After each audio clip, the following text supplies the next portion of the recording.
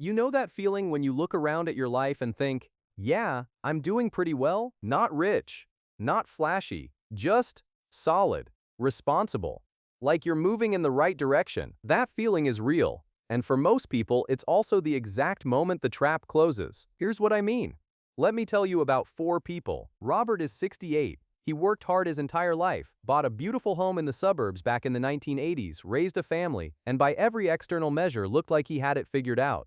And honestly, for a long time he did. Karen is 52. Two kids, a solid career, drove a nice car, took a vacation every year.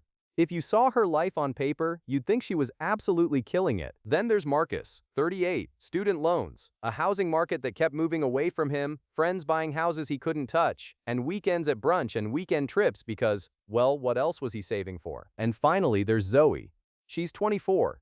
She's got a side hustle, she's already 3 months into her investment journey, and she is genuinely the most financially aware person in her family's history. Four different people, four different decades, four completely different financial realities, and every single one of them fell into the exact same trap. Not a similar trap, not a loosely speaking trap. The exact same trap, just wearing different clothes depending on the decade. And by the end of this video, you're going to know which version you're living right now. My name is Dave, and I spend way too much time thinking about generational money patterns, financial psychology, and why smart people keep making the same expensive mistakes. If you're someone who wants to actually understand the trap before it finishes closing, make sure you hit that subscribe button and give this video a thumbs up if it helps you see your own finances a little more clearly. Here's what the trap actually is. And before I name it, I want to be clear about something. This has nothing to do with being bad with money. Most of the people who fall into it are actually pretty careful. They budget, they think before they spend. They're not blowing money on stupid stuff. The trap is sneakier than that. At some point in every generation's story, the world around them defined what doing well was supposed to look like. A certain kind of home, a certain kind of lifestyle, a certain kind of experience you were supposed to have by a certain age, and without anyone sitting you down and explaining the rules, you absorbed them. We all did. It seeped in through the people around you, the culture you grew up in, the things that got celebrated, the things that got admired, the lifestyle signals that earned respect at the dinner table. And when you could finally afford to live that version of doing well, you did, because it felt like the natural next step. And here's the thing. This isn't greed. This isn't carelessness. You were just following the unwritten rules your generation handed you. Rules nobody questioned because everyone around you was following them too. And here's the part that makes it genuinely difficult to see from the inside. It never feels wrong. It feels responsible. It feels like progress. It feels like you finally made it. But here's what most people don't realize. The feeling of arriving and actually being financially secure are two very different things. And for most people, they never run the math on the gap between them. So let's go through each generation. And I want you to listen for the exact moment those unwritten rules showed up. Because once you can see it in someone else's story, you'll start to see it in your own. Let's start with Robert. Robert grew up watching his parents rent. They rented their entire lives, and in the post-war era, owning a home was the ultimate signal that you'd made it. It was stability, it was status, it was the American dream wearing a white picket fence. So when Robert got his first decent job, and the bank approved him for the biggest mortgage he could qualify for, he took it. Of course he did. That was the move. That's what you did. And in the 1980s, it actually made sense. Property was appreciating. Inflation was running hot. That house was genuinely going to be worth more. And it was. Robert's house is worth 4 times what he paid for it. On paper, Robert looks wealthy. But here's where it gets really interesting. Robert is 68, and most of his net worth is sitting inside 4 walls he still lives in. He doesn't have the pension he thought he'd have. His company restructured in the 90s. He has some savings, but not enough to fund 25 years of retirement comfortably. And selling the house means leaving the neighborhood he's lived in for 40 years. Now think about that. The house wasn't the trap. The belief that the house was the whole plan. That was the trap. Robert spent decades maintaining the signal of wealth.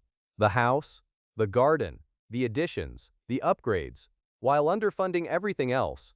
The arrival was real, but the financial foundation underneath it had gaps that didn't show up until it was too late to fill them. According to financial research, the average baby boomer has about 70 to 80% of their total net worth tied up in their primary residence. Which sounds great until you realize a house doesn't pay your grocery bills. And here's what most people miss about Robert's situation. He's not alone. This is the boomer trap in its purest form.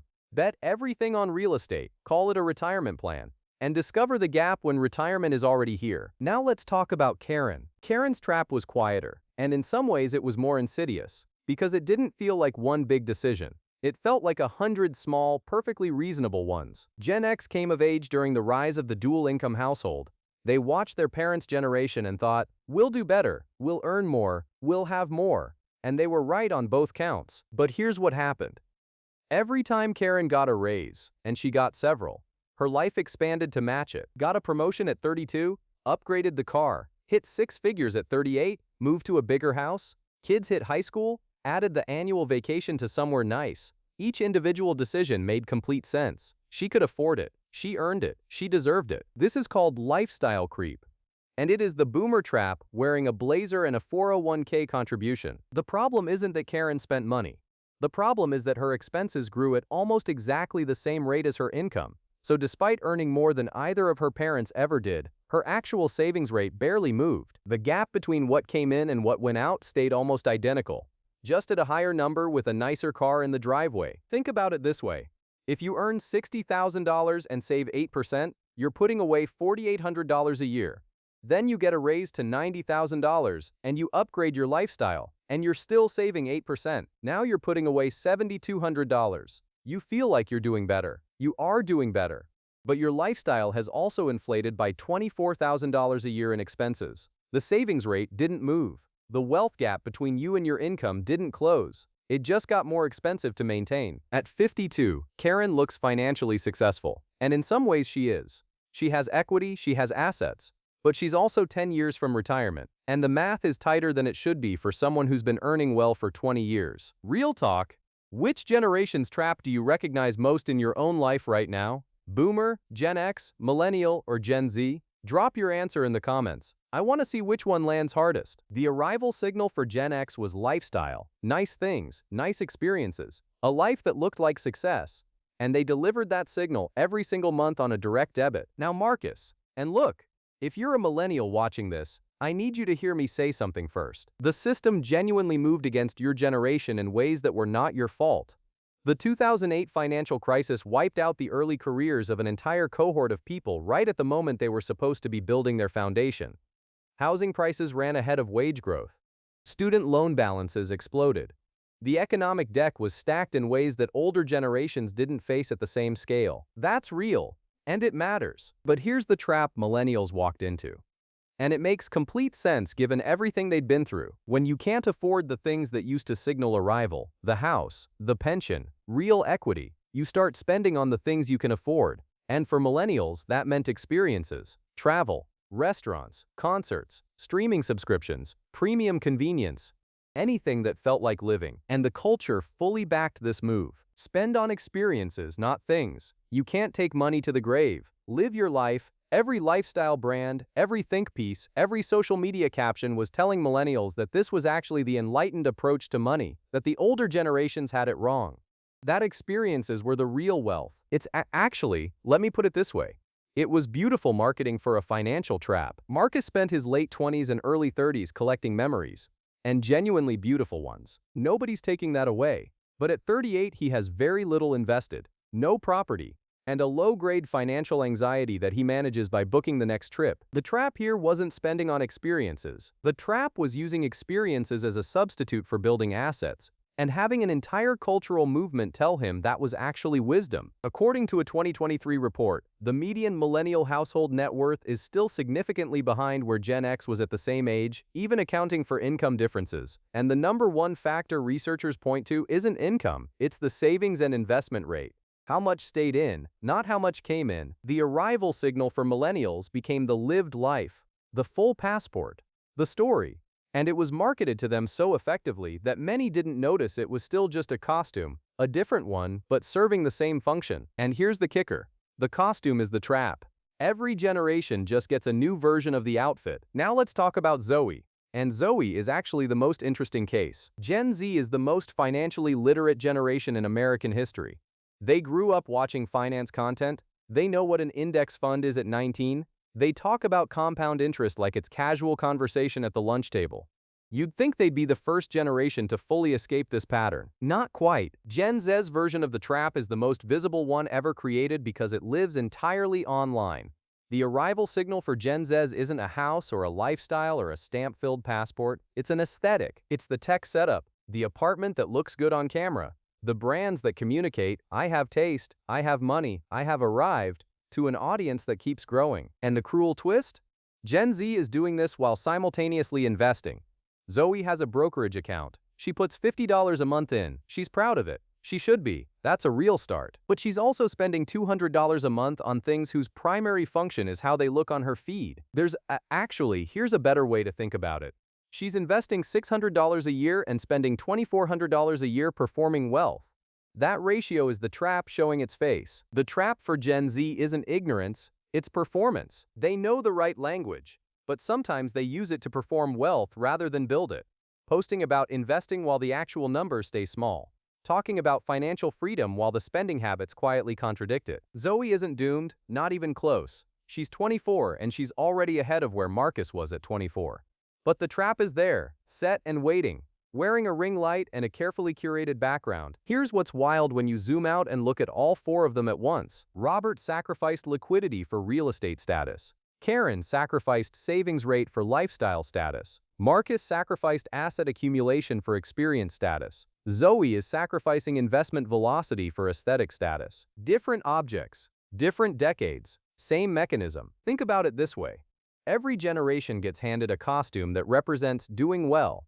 And the costume feels so right, so earned, so deserved, so normal, that wearing it feels like financial progress. But the costume is not the progress. The costume is the expense. And now we arrive at the actual question. What does it look like to escape it? Because people do. Every generation has people who saw the trap clearly and stepped around it. And when you study what they did differently, it's almost always the same move. They separated the signal from the substance. They made a conscious decision to look less wealthy than they actually were, so that their actual wealth could grow faster. They delayed the costume, they wore the older car, they stayed in the smaller apartment, they skipped a few aesthetic upgrades, they resisted the lifestyle expansion, and they put the difference somewhere that compounded. And over time, that compounding did something remarkable. It started to actually pay for the lifestyle they'd been delaying. That's not deprivation, that's sequencing. Assets first, lifestyle second, every time, not forever. Just until the assets are doing enough work that the lifestyle is genuinely paid for, not performed, not financed, paid for. Research on high net worth households consistently finds the same pattern. The households that built real wealth weren't necessarily the highest earners. They were the households with the highest gap between income and spending, sustained over time. It's boring. It doesn't make great content. But it's the actual mechanism. Now let me give you the practical version for each person, because I want this to feel real, not theoretical. Robert's version of escaping it. Keep the house. Love the house. But also fund the 401k aggressively. Don't put all your net worth eggs in one brick-and-mortar basket. Diversify the asset base even when the house is appreciating. Karen's version. Pick one lifestyle upgrade per raise, bank the other half, set it up automatic. Make the savings happen before you decide how to spend the raise. Let the income growth outpace the lifestyle growth instead of matching it dollar for dollar. Marcus's version. One big trip a year, not four. Or 2 trips, but also an automatic index fund contribution set up the same week you book the flight, not instead of living alongside it. The compounding on even a $300 monthly investment started at 30 looks very different at 55 than nothing does. And Zoe's version, and she has all the time in the world to course correct, is to make the investing the thing she actually posts about, not the aesthetic. To build the real number faster than she builds the appearance of the number. Because here's the thing about compound interest. It doesn't care how your apartment looks on camera. It just keeps working. Let me give you permission to hear this as good news, not a lecture. You can still drive a nice car. You can take the vacation. You can have the aesthetic you want. The question isn't whether you enjoy your income. The question is what's happening first. Are the assets growing before the lifestyle expands? Or is the lifestyle always one step ahead? If the lifestyle is always one step ahead of the assets, you're in the costume.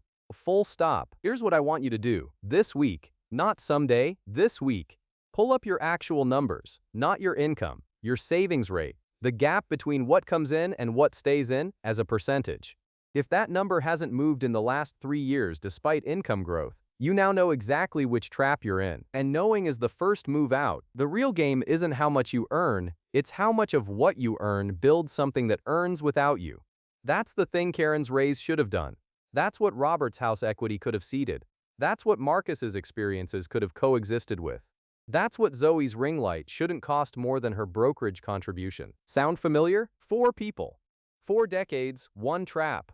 And the exit is the same for all of them. Stop funding the signal before you fund the substance. So here's the question I want to leave you with. And I genuinely want you to sit with it. Which version of the trap are you currently in? Is it the house that holds almost all of your net worth? Is it the lifestyle that expanded with every single raise? Is it the experiences that felt like living but quietly replaced building? Or is it the aesthetic that performs wealth without quite creating it? Name it, out loud if you have to. Because the first move out of any trap is being honest enough to see which one you're standing in. If this hit close to home, pass it along to someone in your life who needs to hear it. They probably already know which generation they are.